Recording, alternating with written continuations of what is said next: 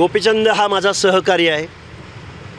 गावगाड्यातल्या 18 पगड जातीच्या लोकांचा वॉइस आम्ही या महाराष्ट्रामध्ये त्यांना जागृत करण्याचा आम्ही कित्येक वर्ष प्रयत्न केला आहे.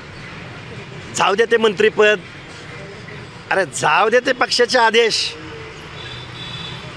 तुमचा आमचा आदर्श गोपीनाथराव मुंडे असले पाहिजेत, तुमचा आमचा आदर्श छगनरावजी भुजबळ असले पाहिजेत, आणि याच्याही पलीकडे जाऊन तुमचा आमचा आदर्श डॉक्टर बाबासाहेब आंबेडकर असले पाहिजेत. अरे आमदार क्या खासदार क्या, आपण बनवू आमदार खासदार आणि सत्तेत कुणाला बसवायचं ते. त्यामुळं कुठल्या तरी काहीतरी गोष्टीसाठी तुम्ही आपला आवाज दाबू नका, तुम्ही व्यक्त व्हा, बोला. आणि हा माझा सहकारी बोलायला लागला तर आम्ही निश्चित गावगाड्यातल्या ओबीसीचा आवाज बनू.